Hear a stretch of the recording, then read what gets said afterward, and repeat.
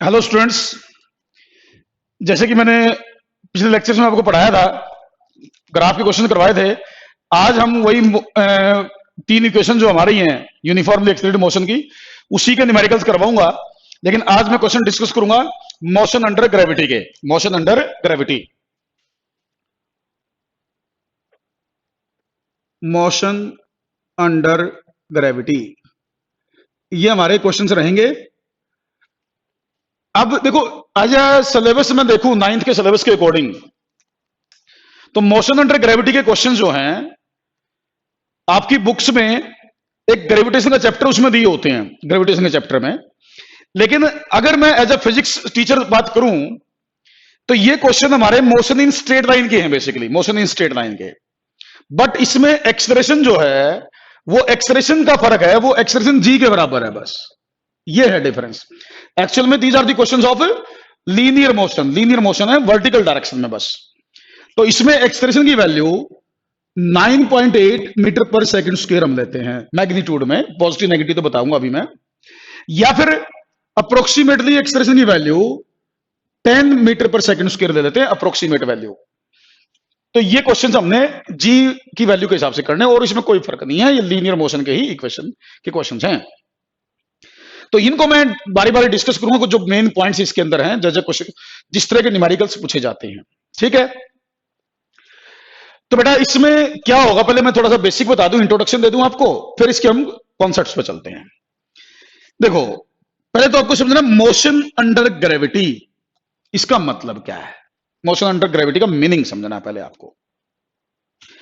बेटा motion under gravity का मतलब है कि कोई बॉडी इस तरीके से चले कि उस पर केवल ग्रेविटी का फोर्स लगे, ग्रेविटी के अलावा कोई दूसरा फोर्स बॉडी पर एक्ट ना करे, तो हम उसकी मोशन को बोलते हैं मोशन अंडर ग्रेविटी। ग्रेविटी का मतलब फोर्स ड्यू टू अर्थ। अर्थ जो किसी बॉडी पर फोर्स लगाती है उसको कहते हैं फोर्स ड्यू टू ग्रेविटी। और अगर केवल अर्थ के कारण ही बॉडी पे फोर्स लगता है, किसी टाइप का कोई दूसरा फोर्स बॉडी पर नहीं लग रहा हो, तो हम बॉडी की मोशन को बोलते हैं मोशन अंडर ग्रेविटी। ये तो मीनिंग हुआ मोशन अंडर ग्रेविटी का मतलब क्या है। Only force of gravity is acting on the body, there is no other force acting on the body. और आपको ये पता होना चाहिए, जैसे ये मान लो ग्राउंड है, तो फोर्स ड्यू टू ग्रेविटी वो वर्टिकली डाउनवर्ड लगता है। फोर्स ड्यू टू ग्रेविटी हमेशा वर्टिकली डाउनवर्ड लगता है। Force due to gravity always acts vertically downward, नीचे की तरफ लगेगा। सेंटर ऑफ द अर्थ की तरफ कहते हैं इसको हम कई बार, सेंटर ऑफ द अर्थ की तरफ। वर्टिकली डाउनवर्ड का मतलब है toward centre of the earth. अब ग्रेविटी का फोर्स नीचे लगेगा तो उसके कारण जो एक्सलेरेशन आएगा, फोर्स के कारण ही एक्सलेरेशन आता है, तो ग्रेविटी के फोर्स के कारण जो एक्सलेरेशन आएगा वो एक्सलेरेशन भी वर्टिकली डाउनवर्ड होगा। तो एक्सलेरेशन ड्यू टू ग्रेविटी, जिसको हम जी से रिप्रेजेंट करते हैं, acceleration due to gravity, gravity के कारण प्रोड्यूस होने वाला एक्सलेरेशन, जिसको हम जी से रिप्रेजेंट करते हैं, और जिसकी वैल्यू 9.8 या 10 हम लेते हैं। अप्रोक्सीमेट लेनी तो 10 लेते हैं हम, वरना 9.8 लेते हैं। तो ग्रेविटी के कारण जो एक्सलेरेशन होगा वो भी वर्टिकली डाउनवर्ड होगा। ये पॉइंट हमेशा याद रखें। बॉडी किधर भी जाए, बॉडी चाहे ऊपर जाए, चाहे नीचे जाए, चाहे हॉरिजॉन्टल चले, लेकिन acceleration due to gravity is always vertically downward. ये मेन पॉइंट है इस टॉपिक का, ये तो हमेशा याद रखना।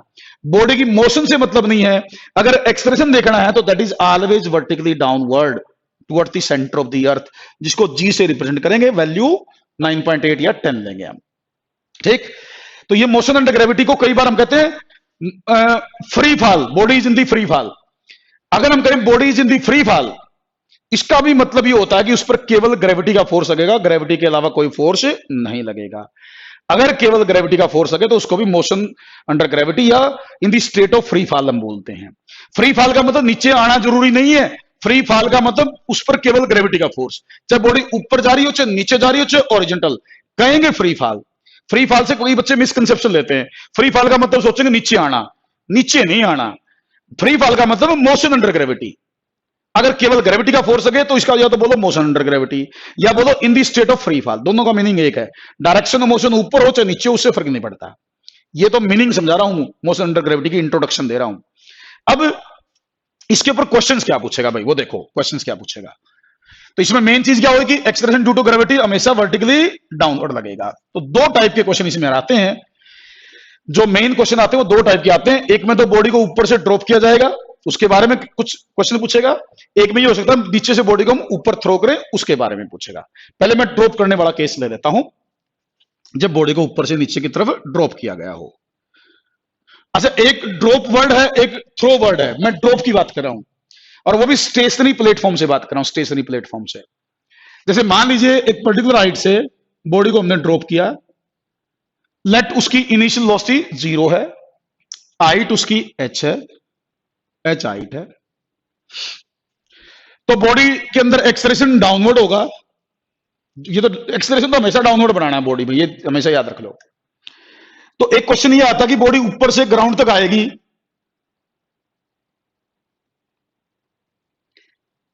तो ग्राउंड पर जब पहुंचेगी तो ग्राउंड तक पहुंचने का टाइम पूछ लेगा, कई बार तो टाइम पूछेगा।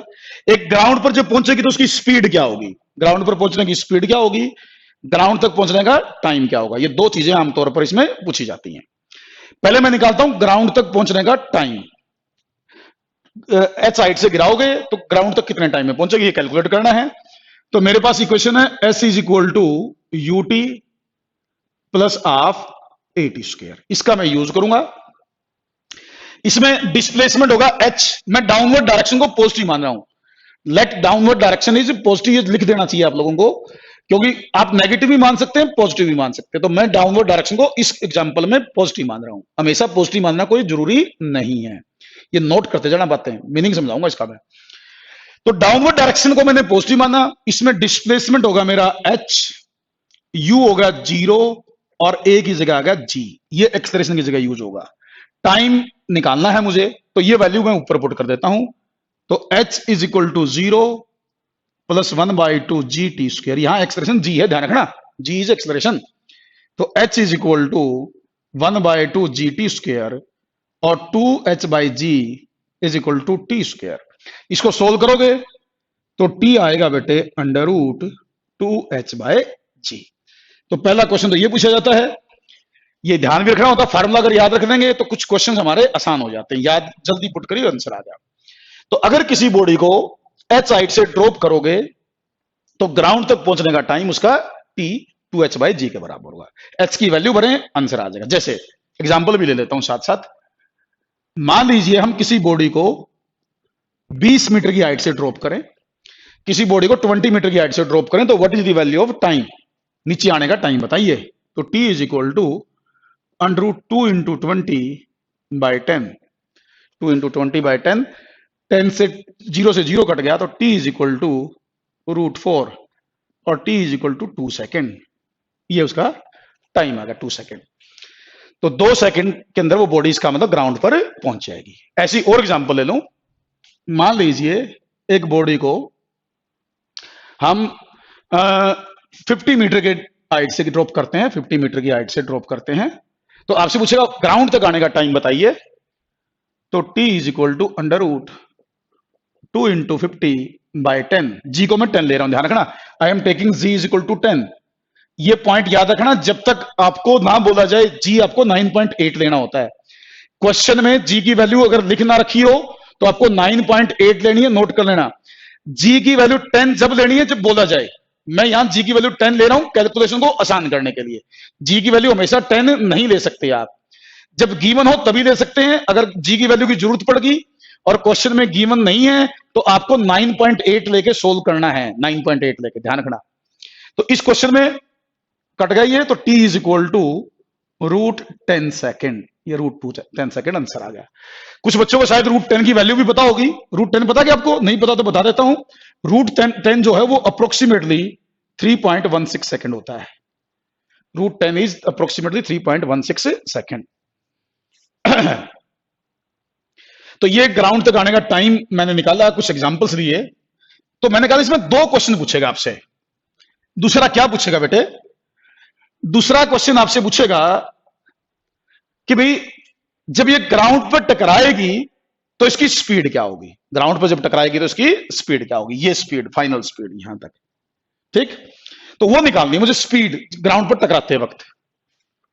तो हमारे पास फॉर्मूला है v square minus u square is equal to 2s, v square minus u square is equal to 2s।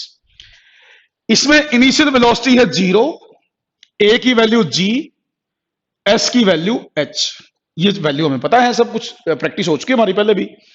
तो इसमें वैल्यू पुट करूंगा, v निकालना है मुझे, तो v square minus 0 is equal to 2gh, और v square is equal to 2gh, और v is equal to under root 2gh। ये मेरे पास v की वैल्यू आ गई। तो ये वो स्पीड है जितनी स्पीड से बॉडी ग्राउंड पर टकराएगी। ग्राउंड पर टकराते वक्त की स्पीड है, ये याद रख लेनी चाहिए आप लोगों को, टाइम का भी फार्मूला और ये स्पीड का भी फार्मूला। आसान है, बिल्कुल इजी होगा, कुछ ऐसी तो कोई बात नहीं होगी जो समझ में ना आई हो। डायरेक्ट वैल्यू पर यही क्वेश्चन है ना।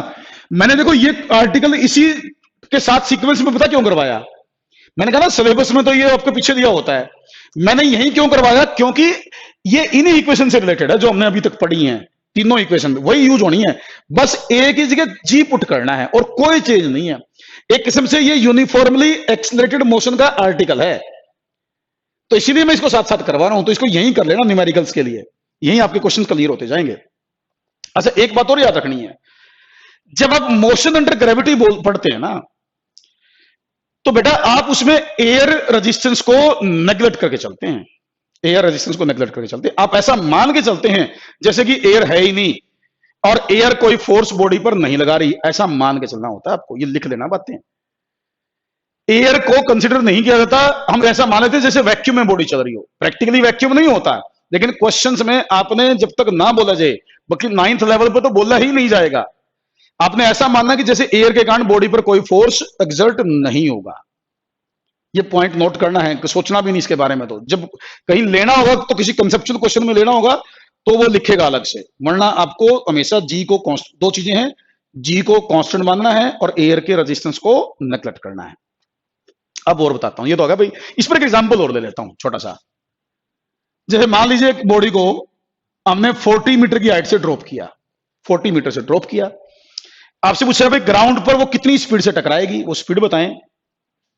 तो v is equal to under root 2 into 10 into 40, तो v is equal to under root 800, under root 800 बनाना बेटे, 400 इंटू 2, तो ये होगा रूट 10 रूट 8। रूट 8 को भी मैं क्या लिख सकता हूं, तो ये 20 रूट 2 लिखा जा सकता है मेरे ख्याल से। तो आप सोल्व करके देख लो इतना, अब चाहो तो यहां भी छोड़ सकते हो आंसर, फर्दर सोल्व करो तो इसका ये आंसर बन जाएगा, क्योंकि इसको मैं यूं लिख सकता हूं ना, अंडर रूट ऑफ 100 इंटू 8, 100 का रूट 10, 100 का रूट 10 और 8 का रूट 8 को ऐसे छोड़ दिया। इसको और फर्दर सोल्व करना हो तो यूं लिख सकता था 4 इंटू 2, 4 इंटू 2 इसको, तो 4 का रूट 2 तो 12 आ जाएगा 20, ये हो जाएगा। तो इसका आंसर ये आ जाएगा, इस तरीके से बताया जा सकता है। तो मोशन अंडर ग्रेविटी में कोई बॉडी एच हाइट से ड्रॉप की जाए तो ग्राउंड पर पहुंचने का टाइम और ग्राउंड पर कितनी स्पीड से बॉडी टकराएगी, वो दोनों चीजें निकाली जा सकती हैं। और मैं, ये तो नीचे वाली बात हुई, अब हम बात करते हैं जब बॉडी को ऊपर की तरफ थ्रो किया जाए। इसमें बॉडी मैंने स्टेशन, अभी जो मैंने पढ़ाया है उसमें मैंने बॉडी को स्टेशनरी प्लेटफॉर्म से ड्रॉप किया है। अब मैं बताऊंगा नीचे से ऊपर थ्रो करना हो तो बॉडी कितनी हाइट कवर करेगी, कितने टाइम में ऊपर पहुंचेगी, इस तरह की सब चीजें डिस्कस करनी है हमने। वो देखिए सेकंड केस या सेकंड टाइप के क्वेश्चंस इस पर, मोशन अंडर ग्रेविटी पर। बेटा मान लीजिए मैं एक बॉडी को यू स्पीड से ऊपर फेंकता हूं, तो ये बॉडी ऊपर जाएगी। मान लीजिए ये पॉइंट था ए, ये पॉइंट है b, acceleration due to gravity नीचे लगेगा, एक्सेलरेशन ड्यू टू ग्रेविटी नीचे डाउनवर्ड लगेगा। इसका मतलब अगर वेलोसिटी और ये एक्सेलरेशन तो है ना, वेलोसिटी और एक्सेलरेशन अपोजिट हो तो बॉडी रिटार्ड करेगी। आपको बताया था मैंने रिटार्डेशन क्या होता है, जो एक्सेलरेशन वेलोसिटी के अपोजिट होता है उसको रिटार्डेशन कहते हैं।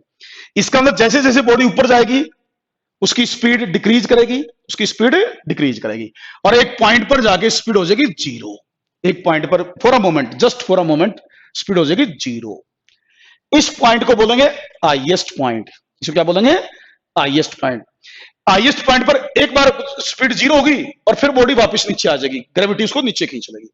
तो हाईएस्ट पॉइंट पर for a moment, just for a moment, velocity 0 होती है, वेलोसिटी 0 होती है, लेकिन एक्सेलरेशन तो लगातार लगेगा। ध्यान रखना, एक्सेलरेशन 0 नहीं होता, वेलोसिटी 0 होती है। ठीक, फॉर अ मोमेंट, फिर बॉडी वापस नीचे आती है। ठीक, तो पहले दो चीजें पूछेगा इसमें, एक तो ऊपर जाने का टाइम, एक ये हाइट, ये हाइट। ये दो चीजें इसमें आमतौर पर पूछी जाती है, टाइम और हाइट। पहले मैं टाइम निकाल देता हूं, अपवर्ड मोशन का टाइम, ऊपर तक जाने का टाइम अपवर्ड मोशन के लिए। तो मैं बात कर रहा हूं from a to b, a to b, initial से हाईएस्ट पॉइंट। हाईएस्ट पॉइंट कौन सा होता है? जिस पॉइंट पर वर्टिकल वेलोसिटी 0 हो जाती है फॉर अ मोमेंट। तो बेटा मेरे पास इक्वेशन है v is equal to u plus a T.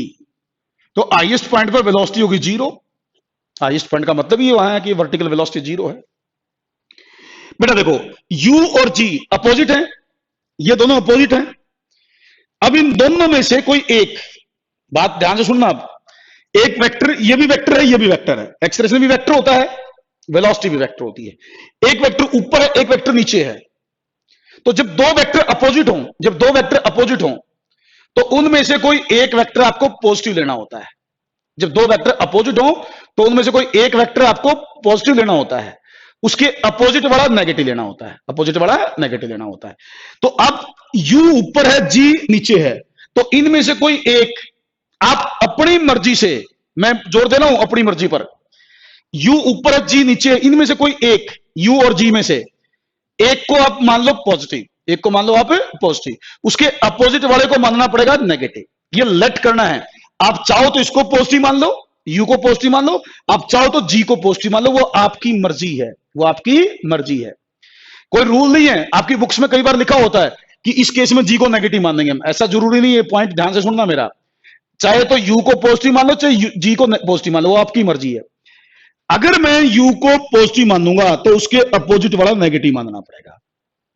अगर मैं g को पॉजिटिव मानूंगा, अगर मैं g को पॉजिटिव मानूंगा तो मुझे u को नेगेटिव मानना पड़ेगा।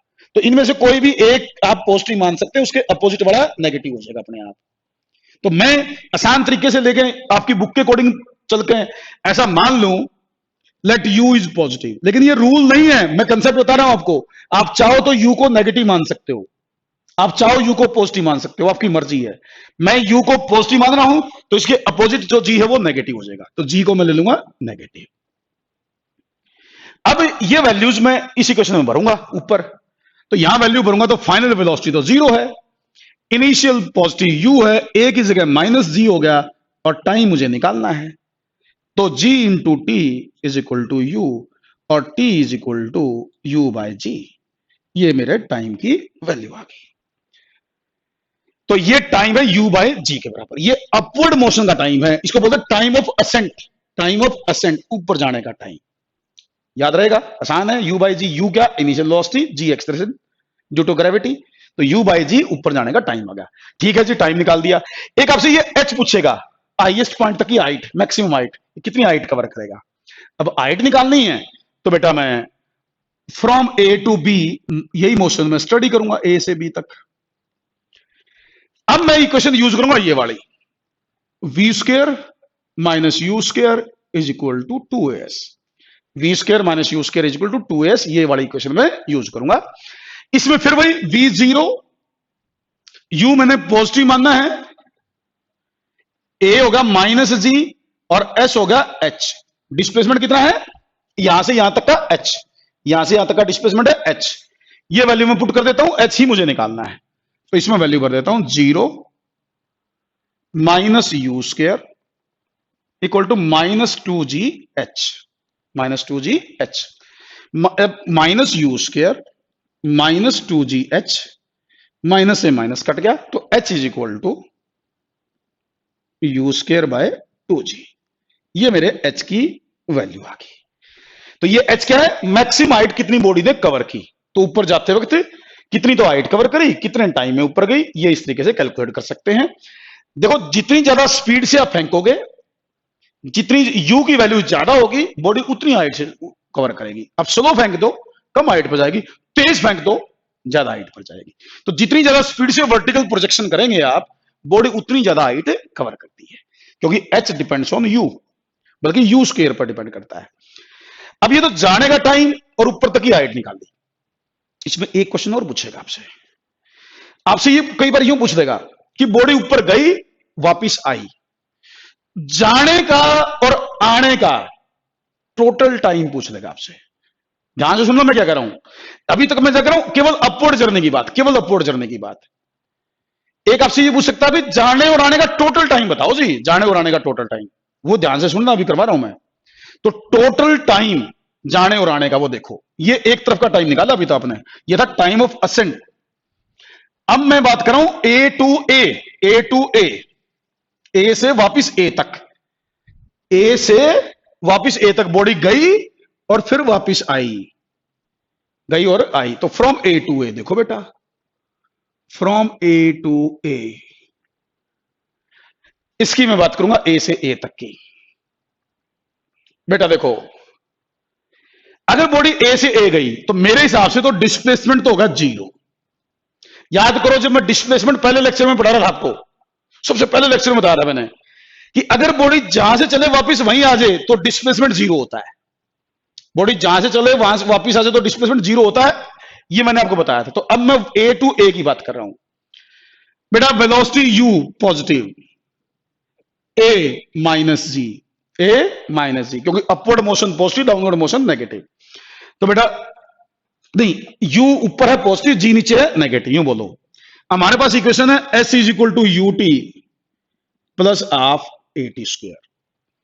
इसमें एस की वैल्यू 0, टाइम मुझे निकालना है, ए की जगह ये आ गया, मुझे टी निकालना है, जाने और आने का टोटल टाइम आएगा, ये जाने और आने का टोटल टाइम देखो, 1/2 G T square is equal to U into T. T से टी कट गया, 2 इधर आ गया, तो T is equal to 2u by G, 2u by G. ये देख लो आप सोल्व करके, मेरे ख्याल तो आसान है, कोई ऐसी तो प्रॉब्लम नहीं होगा ना। इसको जैसे यूं लिख सकता था मैं, 1/2 जी T is equal to U और T is equal to 2u by G. तो ये है total time, time of ascent और डिसेंट मिला के total time A to A. तो ये 2u बाय जी है। इसमें एक बात और सुनो, ध्यान से सुनो एक बार, एक और मेन बात सुनो। जैसे बॉडी ऊपर गई, ऊपर जाने का टाइम को मैं टाइम ऑफ असेंट बोल देता हूं, एक बार टी ए बोलता हूं, ऊपर जाने का टाइम वो है u by g, time of ascent. फिर बॉडी वापिस आई, उसको टाइम ऑफ डिसेंट बोल देता हूं मैं। Time of ascent u by g, time of descent और निकालना मुझे। देखो ये क्या है, टोटल टाइम, टी क्या था, टोटल टाइम। देखो मैंने आपको 2 चीजें बता दी, ये मैं पहले बताया, ये मैंने बताया ऊपर जाने का टाइम, ये मैंने टोटल टाइम बताया। फिर आपसे ये पूछ ले तो आने नीचे आने का टाइम पूछ ले तो, नीचे आने का टाइम, नीचे आने का टाइम पूछ ले तो मैं क्या ये करता हूं, time of descent is equal to total time minus time of ascent. Total time में से टाइम ऑफ असेंट माइनस कर दूं, total time minus time of ascent is equal to time of descent. तो टाइम ऑफ डिसेंट टोटल में से ये minus कर दो, तो नीचे आने का टाइम है ये टी डी, तो टोटल है 2u बाई जी, टोटल क्या है 2u बाई जी। ऊपर जाने का क्या है u बाई जी, तो माइनस u बाई जी। तो बेटा देखो कितना आया, ये भी u बाई जी आया, ये भी u बाई जी आया। तो कंक्लूजन क्या निकला, कंक्लूजन निकला कि भाई time of ascent and time of descent both are equal, time of ascent and time of descent both are equal. जितना टाइम बॉडी को ऊपर जाने में लगता है उतना टाइम बॉडी को नीचे आने में लगता है, लेकिन कंडीशन है एयर रेजिस्टेंस ना हो तो, एयर रेजिस्टेंस ना हो तो। एक्चुअल में तो एयर रेजिस्टेंस होता है ना, एक्चुअल में तो एयर रेजिस्टेंस होता है, इसमें हमने एयर को नेग्लेक्ट किया है। तो जितना टाइम अपवर्ड मोशन में लगेगा उस टाइम डाउनवर्ड मोशन में लगेगा, इक्वल लगेंगे। अगर कोई बाई चांस पूछ ले ना, अगर बाई चांस पूछ ले, बता देता हूं, थोड़ा सा अच्छा पॉइंट है, नोट करना। अगर कोई आपसे बाई चांस पूछ ले कि भाई अगर एयर रेजिस्टेंस ले रहे तो फिर क्या होगा जी, अगर हम एयर के कारण लगने वाला फोर्स कंसीडर कर रहे हैं एक्चुअल जो होता है, तो फिर क्या ये आंसर सेम आएंगे दोनों? फिर आप कहेंगे फिर सेम नहीं आएंगे। लिख लो पॉइंट, अगर चाहो तो आप ये लिख लो कि अगर हम एयर रेजिस्टेंस कंसीडर करें, अगर हम एयर रेजिस्टेंस कंसिडर करें तो टाइम ऑफ असेंट कम होता है, टाइम ऑफ डिसेंट ज्यादा होता है, ये नोट कर लो। इसको मैं प्रूव भी कर सकता हूं, लेकिन 9th क्लास के हिसाब से थोड़ा सा बड़ा हो जाएगा, 9th क्लास के हिसाब से, वरना अभी तो इतना याद कर लो कि अगर एयर रेजिस्टेंस कंसिडर किया जाए तो टाइम ऑफ असेंट कम होगा, ऊपर जाने में टाइम कम लगेगा, नीचे आने में टाइम ज्यादा लगेगा। बट वही बात फिर मैंने शुरू में कह दिया था कि मोशन अंडर ग्रेविटी में नॉर्मली हम कंसिडर करते ही नहीं एयर को, तो फिर तो हम ये कहेंगे कि टाइम ऑफ असेंट और टाइम ऑफ डिसेंट बराबर है। इसीलिए बताया मैंने, दोनों बता दिए मैंने। तो जो अच्छे बच्चे वो नीचे वाला भी याद कर लेंगे कि हाँ जी एयर रेजिस्टेंस में ये रिलेशन होता है। अच्छा, एक बात और नोट करने वाली है, जितने भी मैं क्वेश्चन करवा रहा हूं, क्या इन क्वेश्चंस में कहीं पर भी बॉडी का मास इंक्लूड हुआ? क्या मैंने कहीं बॉडी का मास लिया? नहीं लिया, बिल्कुल नहीं लिया। देख लो आप कहीं पर भी एम लिखा हो तो मैंने। इसका मतलब क्या निकला? इसका मतलब ये निकला कि जो ये रिलेशन आप डिस्कस कर रहे हो, टाइम वगैरह के, वेलोसिटी के, जो भी रिलेशन आप डिस्कस कर रहे हो, इसमें बॉडी के मास का कोई रोल नहीं।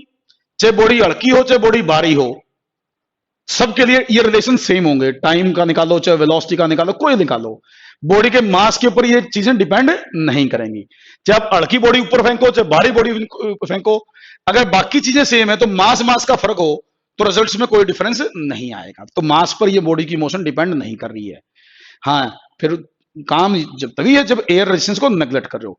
अगर आप एयर रेजिस्टेंस को कंसिडर करते हैं जो एक्चुअल प्रैक्टिस में होता है, तो फिर ये रिजल्ट मास पे भी डिपेंड करते हैं, लेकिन वो लेवल थोड़ा सा 11th लेवल है वो। तो अभी तो आप ये कहेंगे कि इंडिविजुअल बॉडी के मास पर कोई मास का उसकी मोशन पर कोई रोल नहीं है, उसका कोई इफेक्ट नहीं है, क्योंकि हम एयर को तो कंसिडर कर ही नहीं रहे। एयर कंसिडर करते तब इफेक्ट आता है। चलिए जी, तो ये तो आ गया। एयर में भी मतलब पूरा डिटेल में पढ़ना हो तब। तो ये मेरे पास जैसे रिलेशन आए। अब इसके ऊपर जो कुछ न्यूमेरिकल्स है, जैसे न्यूमेरिकल्स की बात करता हूं मैं, कुछ न्यूमेरिकल्स लेता हूं, एक छोटा सा न्यूमेरिकल। जैसे मान लीजिए एक बॉडी को, अच्छा एक पॉइंट और बता दूं, जैसे मान लीजिए मैंने एक बॉडी को यू स्पीड से फेंका था, न्यूमेरिकल से पहले एक छोटा सा पॉइंट बता दूं। आपने बताया भी बॉडी जितना टाइम ऊपर जाने में लेगी उतना टाइम नीचे आने में लेगी, ऊपर और नीचे आने का टाइम बराबर होते हैं, आपने मेरे को बता दिया। एक पॉइंट और बता दूंगा आपको, एक पॉइंट यह है कि जितनी स्पीड से बॉडी ऊपर जाएगी, जितनी स्पीड से बॉडी ऊपर जाएगी उतनी स्पीड से वापस आएगी। अपवर्ड जब बॉडी अपने थ्रो की, जितनी स्पीड से बॉडी को थ्रो करोगे ना, ये पॉइंट और याद कर लो, वापस जब बॉडी आएगी उतनी स्पीड से ग्राउंड पर टकराएगी। जैसे मैंने यहां से फेंका, यहां से फेंका, यहां से बॉडी को फेंका, तो जब बॉडी वापस इसी लेवल पर आएगी तो उसकी स्पीड बराबर होगी। स्पीड बोल रहा हूं, वेलोसिटी नहीं। तो टाइम भी बराबर होती है और स्पीड भी बराबर होती है, ये भी पॉइंट ध्यान रखना चाहिए। तो मैंने यू स्पीड से फेंका तो यू से ही टकराएगी, नोट कर लेना ये बात। जैसे मान लो मैं इसको 50 मीटर पर सेकंड से फेंक दूं, 50 मीटर पर सेकंड से, तो ये 50 मीटर पर सेकंड से ही टकराएगी। मैं स्पीड सेम कर रहा हूं, वेलोसिटी सेम नहीं कर रहा, क्योंकि वेलोसिटी में तो डायरेक्शन अलग अलग है। इसकी डायरेक्शन ऊपर है, इसकी डायरेक्शन नीचे है, तो डायरेक्शन सेम नहीं है। लेकिन स्पीड में तो डायरेक्शन होती नहीं, तो स्पीड तो मैं सेम कह सकता हूं, वेलोसिटी की केवल वैल्यू सेम कह सकता हूं। तो जिस लेवल से बॉडी को फेंकते हो, जिस लेवल से बॉडी को फेंकते हो, जब बॉडी उसी लेवल पर वापस आती है, जब बॉडी वापस उसी लेवल पर आती है, तो स्पीड उसकी बराबर होती है, अगर एयर रेजिस्टेंस को नेग्लेक्ट कर दिया जाए तो। अब देखो मैं एक न्यूमेरिकल लेता हूं बेटा। मान लीजिए मैंने एक बॉडी को 40 मीटर पर सेकंड से प्रोजेक्ट किया, 40 मीटर पर सेकंड से प्रोजेक्ट किया। इसने मेरे से दो क्वेश्चन पूछे। एक तो height, maximum height of the body बताइए, मैक्सिमम हाइट बताइए। दूसरा बॉडी को वापस ग्राउंड तक आने का टोटल टाइम बताइए। एक तो इसने पूछा टोटल टाइम, एक हाइट h, तो h निकालना है मुझे, तो u स्क्वायर बाय 2g से निकालूंगा। तो g मैं 10 लेके चलूंगा, गिवन नहीं है, मैंने मानना है, मैंने g को 10 मान के सोल्व करना है ताकि मेरी कैलकुलेशंस थोड़ी सी आसान रहे। तो h की वैल्यू आएगी, u की वैल्यू 40, तो 40 का स्क्वायर डिवाइड बाय 2 इंटू 10, तो h की वैल्यू आएगी 40 इंटू 40 बाई 20, 2 से कटेगा बेटे तो h आएगा 80 मीटर। h आया 80 मीटर। आसान है, कर लिया खुद भी, आपको भी फार्मूला बेस लगा होगा, मेरी कैलकुलेशन से पहले आपने लिख दी होंगी, उम्मीद करता हूं मैं ऐसा। फिर इसने टोटल टाइम पूछा था, जाने और आने का टोटल टाइम, तो जाने और आने का टोटल टाइम 2u बाई जी। तो t कितना आएगा बेटे, 2 इंटू 40 बाई 10, ये कट जाएगा, तो जाने और आने का टोटल टाइम 8 सेकेंड। तो जाने और आने का टोटल टाइम 8 सेकेंड है। एक तरफ का टाइम पूछता तो 4 सेकेंड होता, ऊपर ऊपर जाने का पूछता 4, नीचे नीचे आने का 4, टोटल 8 सेकेंड आ गया। इस तरीके से इसके आंसर दिए जा सकते हैं। एक एग्जांपल और लेता हूं मैं इसी का, एक और एग्जांपल ले लेता हूं बेटे। देखिए मान लीजिए मैं एक बॉडी को 19.6 मीटर पर सेकंड से प्रोजेक्ट करता हूं। 19.6 मीटर से मैंने बॉडी को ऊपर की तरफ फेंका, उसकी स्पीड है 19.6 मीटर पर सेकंड। ये बॉडी गई और वापस आई। वही दो चीजें फिर पूछूंगा मैं, हाइट पूछूंगा आपसे और टोटल टाइम। तो h u square by 2g, but अब की बार g दे रहा हूं मैं 9.8। कई बच्चों को दिमाग में आएगा कि कभी आप 9.8 ले लेते हैं, कभी 10 ले लेते हैं। मैंने उसके लिए बताया था कि आपको क्या करना, मैं तो जो क्वेश्चन के लिए अकॉर्डिंग वो ले रहा हूं, आपको क्या लेना है बेटा। अगर क्वेश्चन में गिवन ना हो तो जी 9.8 लेना, अगर क्वेश्चन में गिवन हो तो जी 10 लेना। कह रखा होगा यू कैन टेक जी 10, तभी 10 लेना, वरना 9.8 लेना। मैं दोनों एग्जांपल ले रहा हूं, एक बार 10 वाला ले लिया, एक बार 9.8 वाला, ताकि आपको आगे दिक्कत ना आए। तो बेटा h इज इक्वल टू 19.6 का स्क्वायर ओवर 2 इंटू 9.8। तो ये होगा h is equal to 19.6 into 19.6 over 19.6। ये कट जाएगा, तो h is equal to 19.6 metre, ये h आ जाएगा बेटा। आसान है बिल्कुल, यही आया ना मेरे ख्याल से। कैलकुलेशन देखो ध्यान से। एक किसी ने पूछा था मेरे से टोटल टाइम भी, इसी क्वेश्चन में टोटल टाइम जाने और आने का, ये भी इसने हमसे पूछा था बेटा, तो वो भी निकाल देते हैं। टी का फॉर्मूला क्या आया था बेटे, 2u by G, 2u by G. तो u कितना दिया हुआ इसने 19.6, जी कितना लेना है आपको 9.8। ये डिवाइड करके देखो 2 आएगा, ये यहां से t कितना बने बेटे 4 सेकेंड। तो जाने और आने का टोटल टाइम 4 सेकेंड। इस तरीके से कुछ न्यूमेरिकल्स आपको दिए जा सकते हैं। मैं उम्मीद करता हूं आपको चीजें समझ में आ रही हैं, और आज मैं इस लेक्चर को यहीं रोकूंगा। इसे फर्दर जो न्यूमेरिकल्स हैं, इससे रिलेटेड जो न्यूमेरिकल प्रॉब्लम्स हैं, वो मैं नेक्स्ट लेक्चर में डिस्कस करूंगा। थोड़े से अच्छे लेवल के क्वेश्चन जो है वो नेक्स्ट लेक्चर में हम डिस्कस करेंगे। ओके बेटा, बाय बाय, मिलते हैं नेक्स्ट लेक्चर में।